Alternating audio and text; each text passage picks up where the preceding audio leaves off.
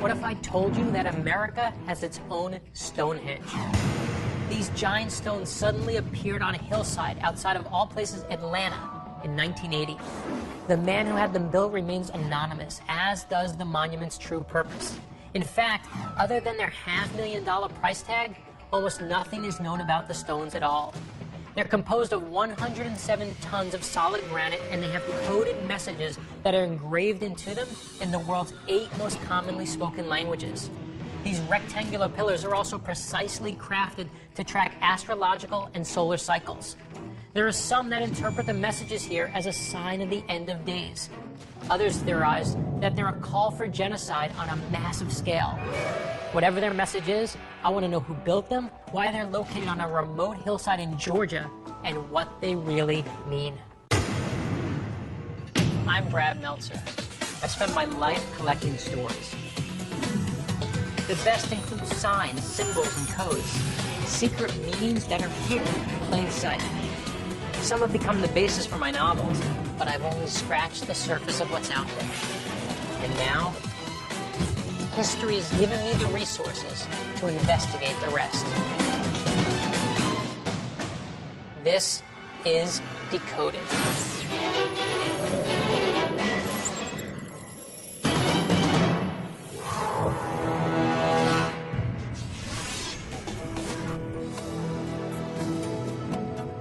What better way to do something mysterious than to have a granite monolith, rising up in the middle of a field? So how long have we been driving from Atlanta? It's been about 2 hours. Oh, there it is. It's isolated. Why here in the countryside of rural Georgia? Well, if they wanted the middle of nowhere for guide stones, they got it. It looks like a little mini Stonehenge rising up in the middle of somebody's cornfield. There's no corn out there. I was looking at the Stonehenge, not the vegetation. That's a city boy. He Yeah. doesn't know. Hey, Scott, be cool.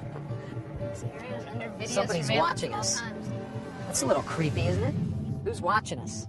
I don't know. He was in a control room somewhere, making sure we don't mess with their monuments. See the hieroglyphics up at the top? Oh. Look at this. There's a hole, Mac, right here, buddy. Goes through the thing. You can see right up through this. Oh, that is very cool. Looks like there's a bunch of different languages. I just Googled this, and we've got English, Spanish, Swahili, Hindi, Hebrew, Arabic, Chinese, and Russian. They're the 8 most common languages in the world. To me, it seems like a weird new 10 Commandments. Is it 10? 10? That's weird, isn't it? Yeah, good catch. How and why the guide stones were built has never been answered. Here's what we do know.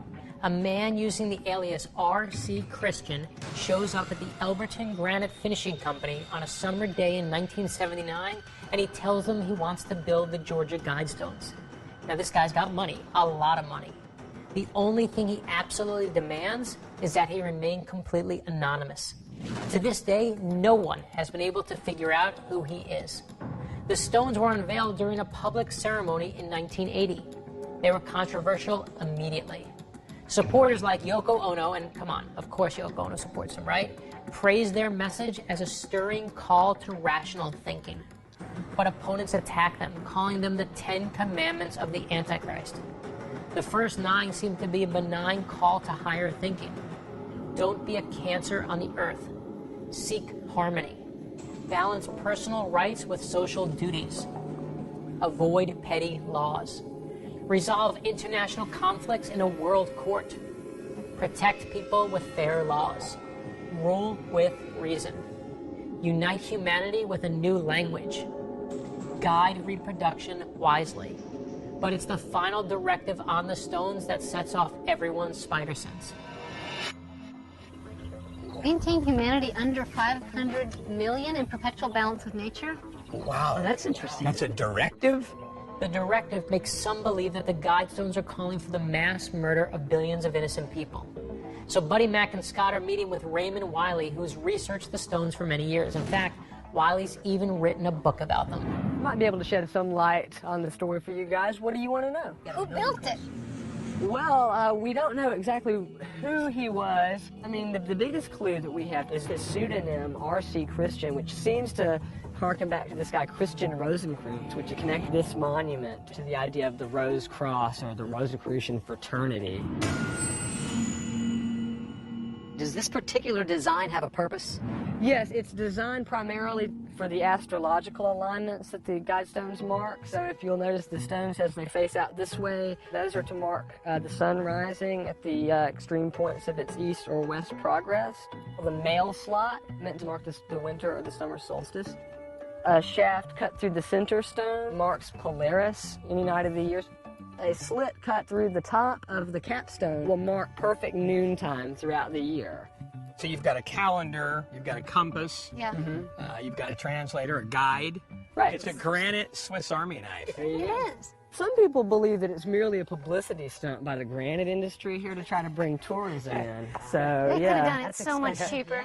it just seems like so well thought out for a tourist stunt. This to us looks like a modern day 10 Commandments, and everything on there, there's nothing to be offended by except that first one that says we need to limit population to 500 million. So with 6.5 billion people in the world, somehow 6 billion of them have to be eradicated? There are people that believe that the Georgia Guidestones represent the plans of a Malthusian New World Order that's going to take over the Western world. Yeah, I started Right. looking at some of those things and thinking, wait, that means like an oppressive government is going to start telling me what to do. Well, this is many people's fears, and this is a lot of the reason why there's been so much vandalism here on the side. Many people have called for it to be torn down, even from the very beginning. If you try to deface this, you can go to jail. Yes, if you'll notice, the Elbert County Sheriff's Department has some surveillance cameras set that's up. who's doing It's been it. why we thought the Rosicrucians were Right. keeping an eye on it. Oh, no, they've got the satellite for that. Now I get it. Yeah. So what do you think of that? There's some unsettled business for me. One is, who was R.C. Christian? Is there anything to find out about him? And is R.C. Christian connected to the Rosicrucian order? Don't you wonder what's running through the mind of a person that conceived of that idea? I have to admit, I think it's brilliant. It kind of is too. And maybe it won't be needed, but on the off chance that it is needed, it saved humanity. So you know what, though? There's so No, much I- arrogance in that, because the people who are Yes. against this thing are going to say, well, so are you playing God? You may be talking about a group of people who are tapped into a knowledge that modern technology can't get you. You know, I mean, this stuff is like, will be around after computers are gone. I don't want computers to ever be gone. I can't live without my cell phone. People think that the Freemasons are fascinating. Let me tell you about the Rosicrucians. Christian Rosenkreuz is said to have founded the secretive Rosicrucian Society in Germany in the early 15th century. But some dispute that the man even lived at all. Some people say he's not even real. Some people say he's more than one person. To the members of the society, Rosenkreuz was a doctor who'd spent a lifetime gathering what he called sacred knowledge. He formed the Rosicrucians to pass on the learning to make sure that it didn't die with him. So at first, all the members were doctors. Each one took an oath to heal the sick without payment, to maintain the secrecy of the fellowship, and to find a replacement for Rosenkreuz before he died. The sacred knowledge is said to include elements of alchemy and, just wait for this, psychic manipulation. Modern Rosicrucians are believed to have even been able to tap the ultimate power of the human mind. Some think the sect has evolved and they now seek to protect and guide humanity away from its own destruction. Others have accused the Rosicrucians of being out and out evil. To be clear, there are offshoots of Rosicrucians everywhere. Their main symbol is this, a cross with a white rose at its center. They call it a rosy cross. The R and the C from words rosy cross undoubtedly represent the founder's last name, Rosenkreuz, and some believe are a link to the R and the C in the Guidestone's benefactor's pseudonym, R.C. Christian. Interestingly enough, if you look at the Georgia Guidestones from above, they do form what appears to be a rosy cross. Journalist Van Smith claims to have proof of the Rosicrucians' evil deeds, so Buddy, Mac, and Scott are now on their way to meet with him.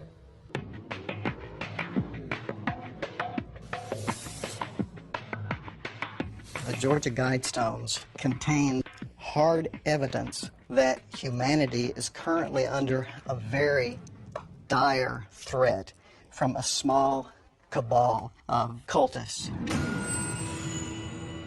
Now, the Georgia Guidestones were built explicitly to survive an apocalypse. I believe that this apocalypse is going to be man-made. The most controversial commandment of all on the Guidestones is the statement to restrict global population to 500 million people. That would mean 6.5 billion of us, roughly, would have to go. It's going to occur probably within the next few years.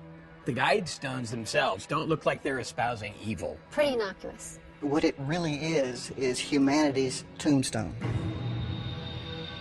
And if you really want hard evidence that the Rosicrucians can be evil, look at Robert Kennedy's assassin, Sirhan Sirhan. The Rosicrucians have been accused of practicing something called assumption, the psychic ability to take over the minds of other people, and astral projection. Astral projection? The ability to project your soul outward to distant areas and even move things with their minds, psychokinesis. If anyone was under mind control, Sirhan Sirhan was. If you read his diary, it is extremely chilling. This man was rambling and incoherent for months leading into the assassination of Bobby Kennedy. It looks like his mind was completely taken over and he had no control over his actions.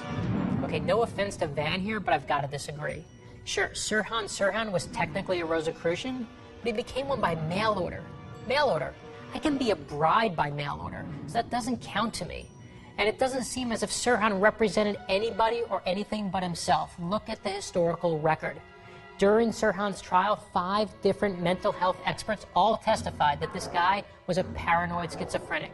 And the idea that the Rosicrucians were somehow controlling his mind, mentally manipulating him to shoot Senator Kennedy, that's just preposterous to me. I see this dark cloud looming over all of humanity just on the horizon. And the evidence that I have uncovered in the Georgia Guidestones is so serious that if I had the time and resources, I would devote my life to uncover these bastards. You're really scared. Yes, the next shoe is going to fall any day now. Sirhan Sirhan's a Rosicrucian? Okay, that's one Rosicrucian to represent the whole. That's problematic. I don't think for a minute that Sirhan Sirhan was under some sort of mind control, which is basically what we were just told. Well, the point is, some of these groups, the Rosicrucians, the Illuminati, the Freemasons, were interested in esoteric knowledge. That's given. So this kind of stuff they were thinking about it. Okay, Buddy seems pretty intrigued by the idea of all things mind control. You know what my mom used to say about mind control? Feh.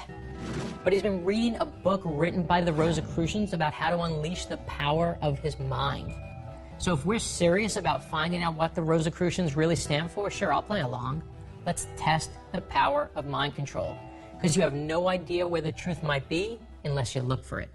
You know what's weird, though? I'm looking at some of these titles in the chapters. This is on the mystics developing your psychic powers. I think this is the stuff the Rosicrucians believe? Well, he was saying that this is some of the stuff they really work to augment in their lives. So check this out. There are a couple exercises to increase your psychic ability. I'm going to be practicing these because I actually want to work on my psychic powers.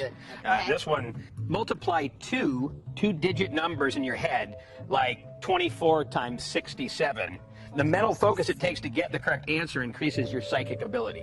24 times 67, you just go... Well, the engineer can do that, right? Yeah, you just go 20 times 60, so you get 1,200, and then you take 7 times... That's really hard, actually. Yeah, here's how I increase my psychic powers. That's hard, yeah. Google. That's how I well, I just use a calculator. So the Georgia Guidestones may have been built by a secret society known as the Rosicrucians. The big question, though, is why? Some say the Rosicrucians are evil and that they're planning to murder billions of people so they can somehow maintain the world population of 500 million. I do not believe for 1 second that's true. Just use common logic. But the question remains, what's the Rosicrucians' real agenda here?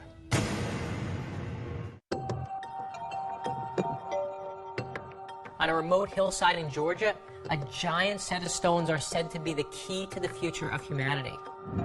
Others argue, however, that the stones are no less than a call to genocide on a massive scale.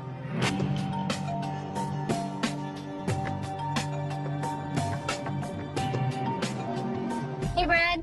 How's everybody doing? How goes the adventure? It's getting interesting. I have someone I think you should go speak to. Okay. The person's name is Reverend Benner, and she is a Rosicrucian, and this is your chance to ask the Rosicrucian right to her face. This is your chance to get your answer. You're going to meet her actually at all places. I thought it would be great at the Alberton Church. Hello. Hello. We want to learn more about Rosicrucianism, and we understand that you are a Rosicrucian. Is that correct? Not exactly. If anybody comes up to you and says, I'm a Rosicrucian, the one thing you know is that they're not. What we usually say is that we're students of the philosophy. So what exactly is the Rosicrucian philosophy? Before the Roman Church took over and decided that Jesus was a God who had become man, they actually were teaching and believing that Jesus was a man who became God. And the repercussions of that are huge, because if Jesus is a God who became man, then there's really nothing for us to do but worship him, because he's unique. If he is a man who became God, then we truly can follow him. We truly can do as he did and greater things, as he said we should. Jesus was one of those. Absolutely. And there were others. He was probably the highest initiate we've ever had on this planet. Then he's a template rather Yes. than just something to be worshipped. Right. When we say we're going to worship him, all we have to do is believe, and we're fine. Right, we don't have to evolve into... We believe that faith without works is dead. I like And if you read in Revelation, it says you shall be judged by your works. Never once says you'll be judged by your faith. First, we're told that Rosicrucians are evil, and now we're being told that Jesus was a Rosicrucian. I don't know if it's true, but it certainly makes me look at Rosicrucians in a different way. So, what are the origins of the secrecy in Rosicrucianism? Well, because the church was, condemning to death anybody who didn't agree with them. Because that sounds, what to them, sacrilegious? If you have the capability of connecting with the divine within yourself, you don't need the Pope, you don't need the church. You become self-sufficient when it comes to religious teachings. And the Roman Church wasn't about to let go of that. So it really just drove it underground. One of the reasons we're here is to learn as much as we can about the Guidestones, and we wondered, were they built by Rosicrucians? It's possible. It's probably more likely that it's an individual. Remember, this is a very individual thing, so it could be somebody reading Rosicrucian manuscripts and practicing on their own. I kept finding myself asking the question, who is going to impose this? That's right. And if it's going to be imposed by somebody, that goes way against our tradition of individual liberty. There are people that have a different view towards Rosicrucianism than the one you've just given us, that believe that they practice mind control and can control people. Do you have any feelings about that? Basically, we do talk about the power of the mind. We teach, as you believe, so shall it be unto you. But as far as using it to control other people, that would be totally against our beliefs. Was Sirhan Sirhan a Rosicrucian? We heard I that. heard that. Not to my knowledge.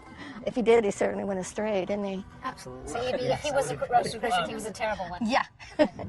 Okay, does that look like a woman who wants to murder 6 billion people to you? She's about as threatening as Mr. Rogers.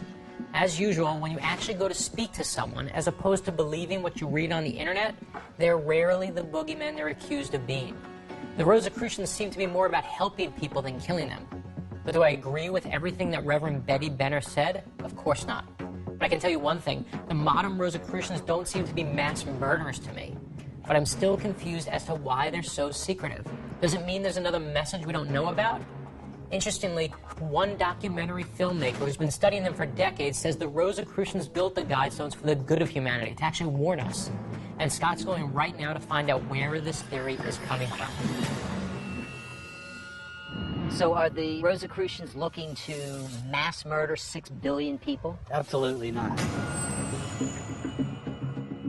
They have knowledge of a periodic solar catastrophe, and they know that there's going to be a great loss of life, that there is a solar cycle that lasts 11 to 13,000 years. When the sun goes through a magnetic reversal and begins emitting gigantic solar flares, which bake the Earth. And we know this is true because there were giant forest fires in North America 13,000 years ago. The great extinctions happened about 12 to 13,000 years ago. And so they built the Georgia Guidestone. For what purpose? Why would they do that? They're trying to set forth some rules so that the people who survive this coming catastrophe can remake the world in a better way. People then think that the Rosicrucians are an evil satanic group that's trying to destroy the world instead of just trying to warn us. So according to Jay Wiedner, the sacred knowledge that the Rosicrucians knew was that every 13,000 years, the sun shoots gigantic solar flares at the Earth, and that these flares have the potential to drastically alter the physical makeup of our planet. He says they built the Guidestones to warn us of this pending tragedy. Wiedner believes they're also meant as a guide to allow those who survive to rebuild civilization as we know it. Again, this is theoretically part of the Rosicrucians' sacred knowledge that they want to pass on. And yes, it sounds a bit wacky to me too, but here's what's scary. A recent study by archaeologists from universities in the US found that yes, 13,000 years ago, a cataclysmic event wiped out most of humanity in North America. But it wasn't solar flares. According to the study, it was a swarm of comets that rained down and obliterated everything. They're really concerned and the world is in danger, and it sounds like this is what they believe. Why don't they just come out and say it? You know, have a news conference and say, here's what's coming. Get prepared. A, you wouldn't believe them. B, all the conspiracy theorists would say they're just trying to scare us. The other thing, though, is what NASA is beginning to find. This periodic solar cycle is true, and that in 2012, the part of the sun that emits the largest solar flares is going to be pointed straight at the Earth like the barrel of a shotgun. Wow. Here's where I start laying in bed at night staring at the ceiling terrified. To think that all of this might actually happen is more than a little scary. But what's worse is this. NASA released a report earlier this year warning of a major solar flare increase in 2012. And that doesn't even include what the Mayan calendar predicts. Trust me, I don't like relying on prophecies either, but maybe the Rosicrucians and their secret society know something that we don't.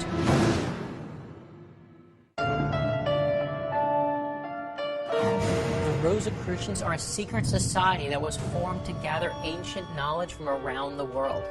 And one of their predictions tells of great physical change coming to the planet.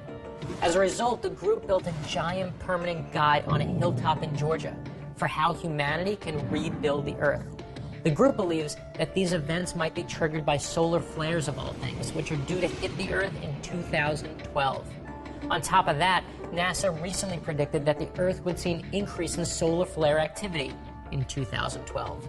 Tick-tock, tick-tock. Buddy and Matt are headed to find out just how precise these predictions are and what increased solar activity really means.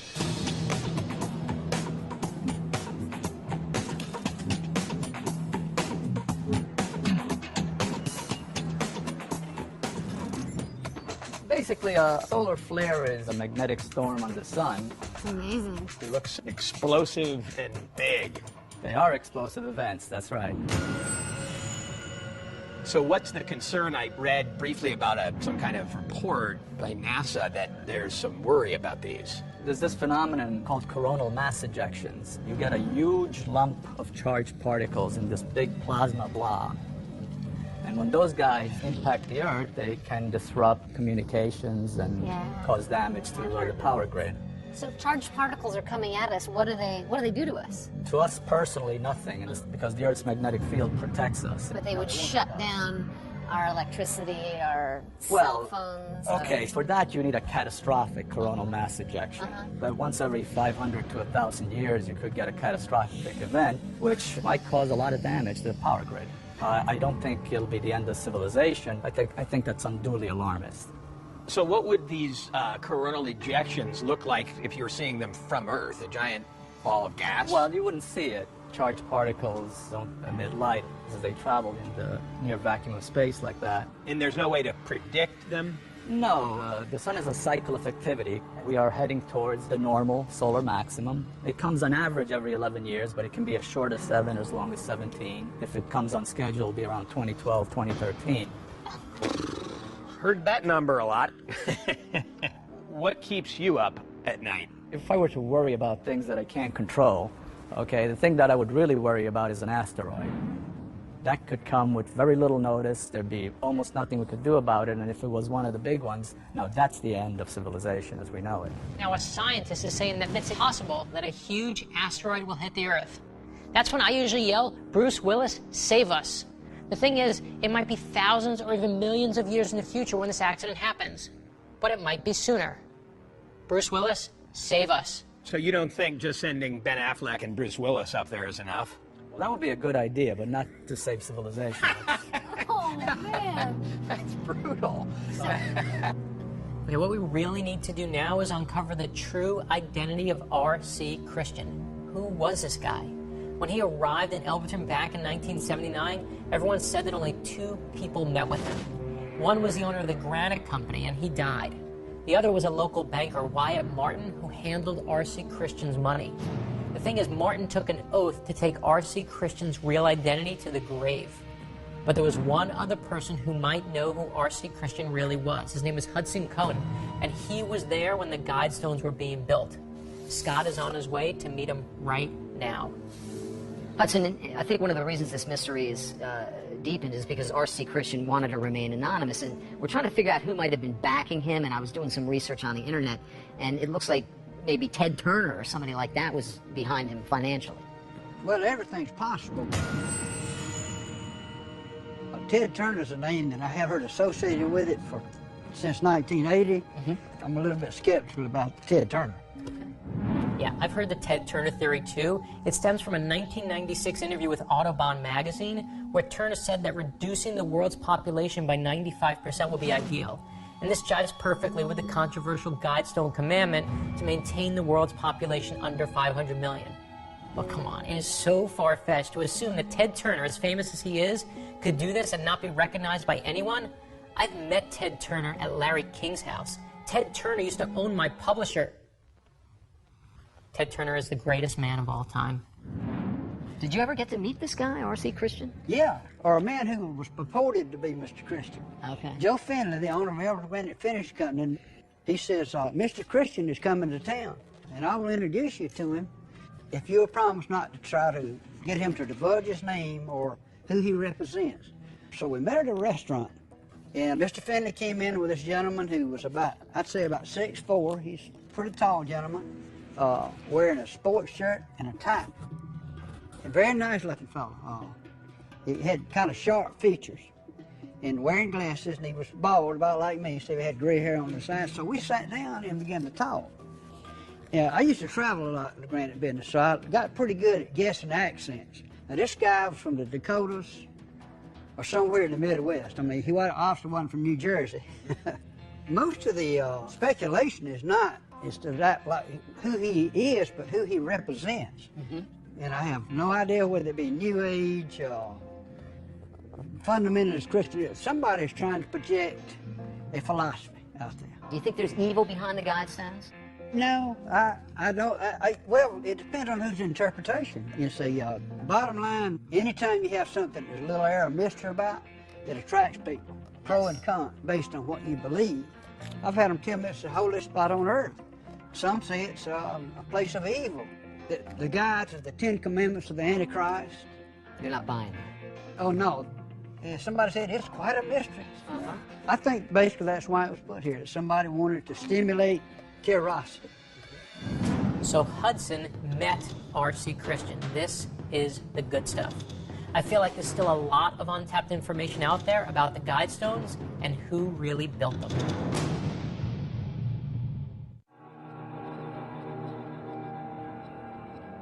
The Georgia Guidestones sit on a quiet hilltop near Elberton, Georgia. They contain a message that some say is a harmless set of ideals for man to live by, but others say it holds a much more sinister message, that it's nothing less than a call to murder. The monument's been shrouded in secrecy because no one knows exactly who built it, and all signs point to the ultra-secretive Rosicrucians as the ones who made it. The group positions itself as enlightened thinkers who are on a mission to control and harness the powers of the human brain. And Buddy and Mac are now headed to Georgia Tech in Atlanta to find out just how possible this might be. brain lab, huh? Never been to one. That doesn't surprise me. Oh, you're fine. We've been doing some preliminary research on the capabilities of the human brain and the possibilities of the mind and what it can do in terms of things like telekinesis and even the word astral projection. And I wondered if you could tell us about your work here. All of those things sound like science fiction, but actually we are doing some of those things in the lab. I don't know about astral projection, but we are definitely able to use brain signals to move things, move objects, to be able to communicate. We work a lot with people with very severe disabilities, so people who are locked in, who are completely paralyzed and can't speak. So we're giving them ways to control their environment, like to turn the temperature down when they're cold, to be able to communicate again, since they can't even usually move their eyes. And the ultimate goal is to rewire the brain so that they learn to move again in some instances. So some of this stuff that seems pretty far-fetched, it may not be. Well, we are actually making some headway towards making some of these things happen in the lab. The thing that I'm going to show you today, one of our most exciting projects, is called brain-machine interface or direct brain interface. And we have right here a rehabilitation robot used for stroke rehabilitation in normal clinical settings and things like that. It's also used for research. I'm game. Can I try this? You sure you want to?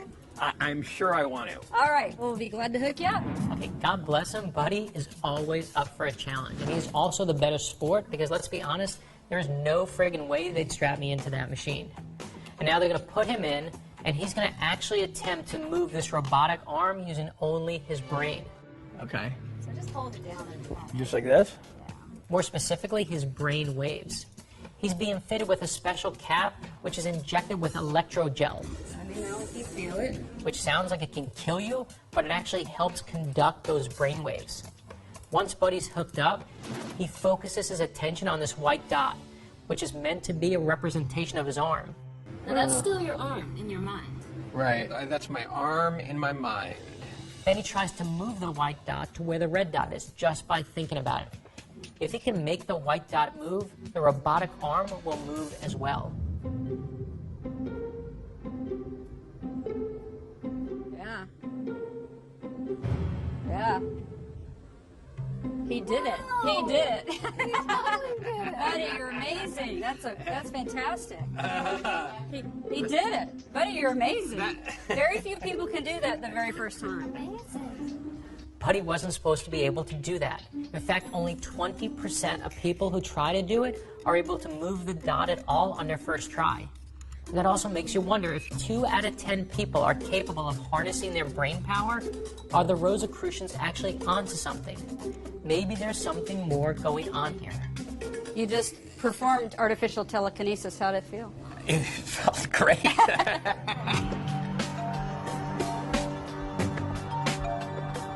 Is there anything in the Rosicrucians guidebook? What's it called? Secret Wisdom of the Master? Wisdom of the Mystic Masters. Anything that we can practice so we're even better at this when we see Scott. Ooh, here's one. Send me a stream of love. Do it! Do it! Send a stream of love to the sender. All right, hold on. I'm ready, go. That's weird, I kind of felt that. Yeah. Gotta love Buddy, right? He is locked in on this mind control thing, and he is determined to figure it out. Once he sets his mind to something, it is impossible to get him to let go. He is an intellectual pit bull. And he actually has a shirt that says that. His shirt says intellectual pit bull. I felt my stream of love bouncing back off Well, I of was me. supposed So to you have gotta... two different difference. Okay, And not so- eagerness. No, that's easy. It's too Here we eager. go. Try it again. Okay. No laughing. I'm sitting. Okay, go. You're making me giggle. I'm like this. You're sending me an astral giggle. I do get a little something, and maybe it was just on my 8 though. It's all very, well, mystifying. Well, we were able to move these robotic arms with just our minds and our thoughts. We harnessed the power of Buddy's brain. You know, I didn't think you could. I really didn't think you could do that. Yeah. I mean, not that far. Thank you. But just That's the thing. Just we thought before that we couldn't run, you know, a 4-minute mile. We thought a lot of things, and so when we start talking about moving things with your brains or, you know, mystical powers, it's really anybody's guess where the boundaries are. So, what'd you find out about solar flares? Thank you. That was really cool. Yeah. Yeah. Scary. How? I mean, I know what. Okay, what imagine happened. if you had a power outage that covered all of North America that lasted 4 months. What would that look like? When you start thinking about water supply, food supply, life support, air conditioning, heating, there would be death, certainly. I mean, it would be chaos. What did you find out? I talked to a guy named Jay Widener, okay? And he does believe that the Rosicrucians were behind the Guidestones. And the reason they did it is because they are preparing for this cataclysmic event that's going to take place, just like the one you guys are talking about that's coming, he believes, in 2012. And it's based on solar flares. But this is not just coming from the Rosicrucians. This is all linked in with the Mayan calendar, which ends at the same time. The Rosicrucians believed it would be at the same time. And all these other completely separate cultures coming together and believing that this is all going to happen at the same time. We heard that the next maximum solar cycle is right around 2012. Really? That's where we're most likely to get the, what is it? Coronal mass ejections. Really? It's Brad Meltzer. Ooh. Hey, Brad. How are my psychic friends doing? Good. Very well, thank you. But he's getting more and more psychic. We were able to manipulate robotic arms with our thoughts. This is just a fascinating point. Apparently, the Guidestones themselves have been a huge draw for psychics over the years. When hundreds of psychics say that this place is where they should all hold the prom, we need to ask why. What do these psychics know that we don't know? So I found this guy, his name is Dr. James Burton. He apparently understands the why of it. An important and vital question for us. Yeah. Okay. We'll catch up with you on that later. Okay, safe travels. Safe travels through your minds.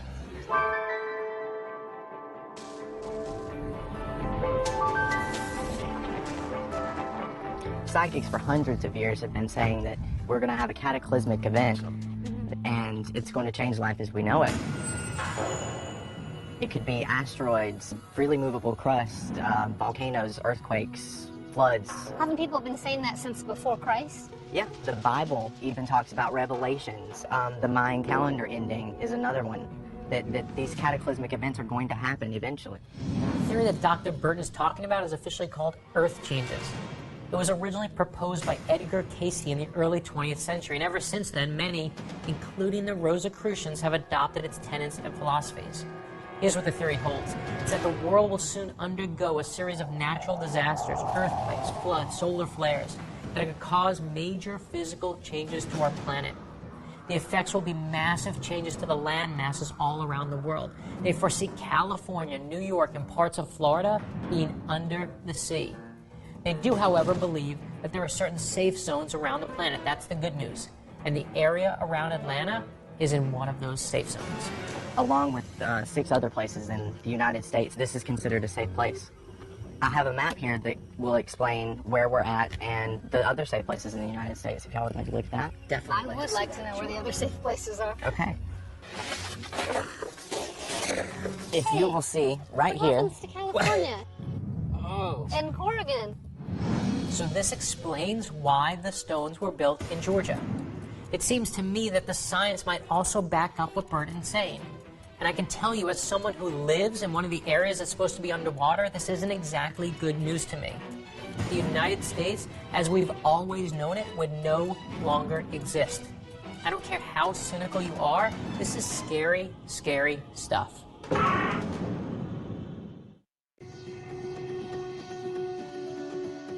The Guidestones are massive stone slabs that sit on a hill outside of Atlanta, Georgia.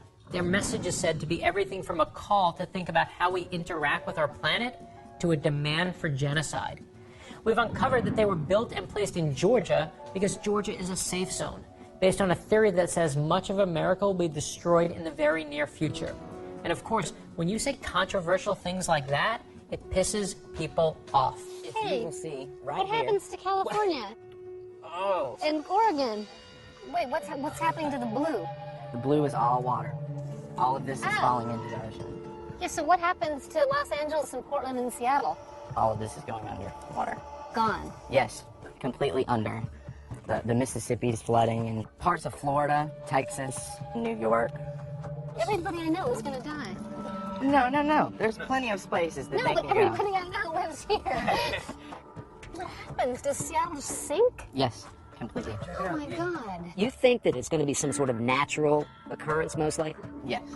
Do you have any idea about maybe when? I mean, is this tomorrow? December 21st, 2012, like with the Mayan calendar. Is there any psychic rhyme or reason to why these particular places are spared? No, my personal belief is that the Earth is trying to cleanse herself. What has Maine ever done to the earth? Come on. Oregon's been very well behaved. That just has to do with the way that the land. Right, so we're paying for Los Angeles' sins. When you look at the guide stones and read them, are you comforted by them? Honestly, yes, I am. I personally like the messages on them. Do you think that we have the ability to stop this? No. Mother Earth is much bigger than we are. She will change what she needs to change to make things the way they need to be. Like the guide stones say, 500 million. I think that's a good balance with the Earth. The Earth is really overpopulated, and it's going to happen regardless of whether we want it to or not. Got a lot to think about. Definitely. A lot more to think about than when I got here. I think there's absolutely no evidence at all that this monument was designed to advocate the mass murder of 6 billion people. It's not congruent with all the other lines below that. No, it's talking about all the good things that mankind can do, and certainly wiping out, most of us is not going to be a positive thing. That doesn't usually get us to an age of reason. No, does it it? doesn't. It does not congruent with social Absolutely a justice. good point. So I guess I rail a little bit against the notion that this is a post-apocalyptic recipe for rebuilding. Good. I do, because I don't... It scares me. Well, and not only that, I don't think there's enough information here to get started, other than it's up to us. I find this thing incredibly provocative. It asks us to look at ourselves and say, okay, what do we think this thing means? I don't really care who put these here, whether or not it was Rosicrucians. The fact that this installment, these guide stones are here, got us looking at Rosicrucians, got us looking at their history, what their beliefs were, and again, that gets us back to looking at, the origins of human thought and human belief. And so, to me, I'm glad they're here, because it gets you talking. Exactly. Okay. The Georgia Guidestones were built under a shroud of secrecy by a person believed to be a member of a highly secretive Rosicrucian sect. But let's be careful here. Just because one Rosicrucian may have built them doesn't mean the Guidestones represent all Rosicrucians. And while conspiracy theorists would love us to think that the Guidestones are humanity's tombstone because they supposedly call for the extermination of 6 billion people, let me give you a different theory, a truly historical one. The stones were built in 1979. You know what was happening then? It was the height of the Cold War. People were terrified of the possibility of a nuclear holocaust. The United States had their missiles aimed at Russia, and Russia had theirs aimed at us. I think R.C. Christian built the Guidestones so that if World War III did happen, humanity would be able to find its way back to the life we enjoy today. I think the proclamation about keeping our population under 500 million might have been made under the assumption we'd be starting humanity over from scratch. I think the Guidestones were built by a wealthy man looking to leave his indelible mark on the world, and I think it's our loss that he doesn't want to step forward and take credit for his creation. So let me say it right now, RC. If you're seeing this, this is your chance to step forward.